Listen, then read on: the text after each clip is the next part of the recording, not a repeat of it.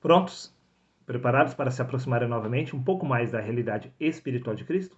Neste caso, deixe-me levantar uma questão para fazer você refletir.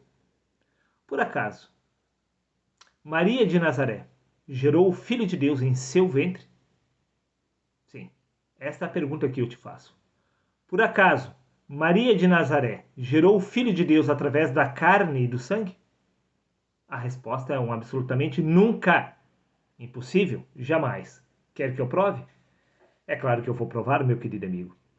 É exatamente por isso que eu estou fazendo este vídeo, para te ajudar a se aproximar um pouco mais da realidade espiritual de Cristo. Veja exatamente como Deus gerou também o profeta Jeremias. Preste atenção. Livro de Jeremias, capítulo 1, versículo 5. Disse Deus: antes que eu te formasse no ventre, Deus afirmando a Jeremias. Deus também havia formado o profeta Jeremias no ventre da mãe dele. Eu te conheci e antes que saísses da madre te santifiquei e as nações te dei por profeta. A mesma descrição do homem Jesus. Sim. Assim como Maria havia gerado o Filho de Deus, aqui podemos ver também que a mãe do profeta Jeremias estava gerando o Filho de Deus, porque disse Deus antes que eu te formasse. Bom, se Deus formou também o profeta no ventre da mãe dele, podemos entender que este também era filho de Deus. Mas veja, preste atenção, meu querido amigo. Não quero que você seja um ignorante. Abra os seus olhos espirituais para discernir os assuntos do Espírito. Veja o que consta no livro de Romanos, capítulo 9, versículo 8. Disse Paulo, não sou eu que estou afirmando. O apóstolo Paulo fez esta afirmação. Isto é, não são os filhos da carne que são filhos de Deus. Neste caso, como poderia ser filho de Deus o homem Jesus? Como que o profeta Jeremias, o seu corpo humano, poderia ser filho de Deus? Se não são os filhos da carne que são filhos de Deus. Logo, há uma discrepância de discernimento. Podemos entender que isto é apenas uma metáfora aplicada pelo Criador no passado? Quer que eu prove? É claro que eu vou provar. Veja o que consta no livro de Gálatas, capítulo 4, versículo 26. Disse o apóstolo Paulo: mas a Jerusalém que é de cima é livre, a qual é mãe de todos nós. A mãe dos espíritos dos profetas. Sim, a mãe do Filho de Deus. É a Jerusalém que está no alto. Nada tem a ver com a carne e com o sangue. Este ventre é símbolo da realidade espiritual que está no alto. Porque não são os filhos da carne que são filhos de Deus. E disse Paulo, mas a Jerusalém que é de cima é livre. E esta é nossa mãe. Esta mãe do alto é que gerou o Espírito de Cristo. Símbolo relativo ao nascimento do Espírito de Cristo no homem. Preste atenção, meu querido amigo. Também no livro de Hebreus, capítulo 12, versículo 9, Paulo novamente afirma: além do mais, tínhamos os nossos pais humanos, que nos educaram, e nós os respeitávamos. Quanto mais devemos dar obediência ao Pai dos Espíritos, não da carne. Quanto mais ao Pai dos Espíritos, para então vivermos. Disse o apóstolo Paulo, além do mais, tínhamos os nossos pais humanos. Os nossos pais humanos geraram este corpo de carne e de sangue. Mas o novo homem é gerado por Deus. Este novo homem que é gerado por Deus não é gerado através do ventre materno das nossas mães deste lugar.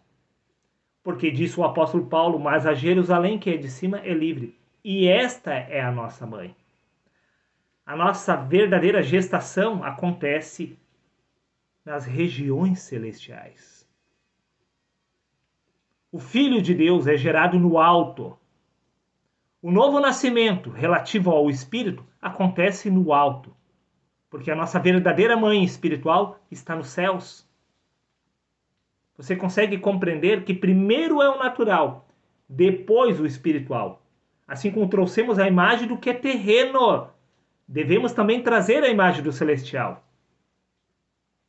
Então precisamos nascer de novo, como disse Jesus. E este novo nascimento não acontece através de um ato sexual, não tem participação de carne e de sangue. Esta gestação não acontece num ventre de uma mulher, mas acontece nos céus. Disse Paulo, repito, a Jerusalém que é de cima é livre, a qual é mãe de todos nós. Também, meu querido amigo, veja o que consta no Evangelho de João, capítulo 6, versículo 38. Disse Jesus, porque eu desci do céu, não para fazer a minha vontade, mas a vontade daquele que me enviou. Por que exatamente Jesus afirmou que ele havia descido do céu? Simples porque ele foi gerado no céu. Ele foi gerado no ventre de Maria. Repito, Jesus afirmou porque eu desci do céu. Ele fez esta afirmação extremamente lógica. Ele desceu do céu porque ele foi gerado no céu. Ele não foi gerado no ventre de Maria. Porque a nossa verdadeira mãe, disse Paulo, está nos céus. Paulo foi gerado nos céus, os profetas foram gerados nos céus. Todos estes haviam nascido de Deus, foram gerados no céu, não na terra. Seus corpos humanos tiveram sua concepção neste lugar, mas os seus espíritos foram gerados nos céus, através de Deus, através da Jerusalém, símbolo do Espírito Santo, que é a noiva. Veja exatamente o desfecho dessa história. No Evangelho de João, capítulo 6, versículo 42, diz: E comentava: Não é este Jesus, o filho de José, cujo pai e mãe nós o conhecemos? Como pode então ele dizer: Eu desci do céu? Simplesmente porque Jesus não estava afirmando a respeito do nascimento do seu corpo humano no ventre de Maria. Porque Maria gerou a carne e o sangue em seu ventre. Sim, Jesus de Nazaré era filho de Maria e de José. Mas quando Jesus afirma que ele havia descido do céu, ele está falando a respeito do novo homem, que é gerado por Deus nas regiões celestiais. Nada tem a ver com a gestação de Jesus no ventre de Maria. Isto é um símbolo relativo ao que acontece a nível espiritual, porque o verdadeiro homem que nasce de Deus nasce através da Jerusalém, que é do alto, a qual é mãe de todos aqueles que nascem de novo. Então, disse Jesus, como pode então ele dizer eu desci do céu? Simples porque ele estava se referindo ao Espírito de Cristo, ao Filho de Deus. Porque todos que nascem de novo, todos que são gerados por Deus, se tornam exatamente este Cristo.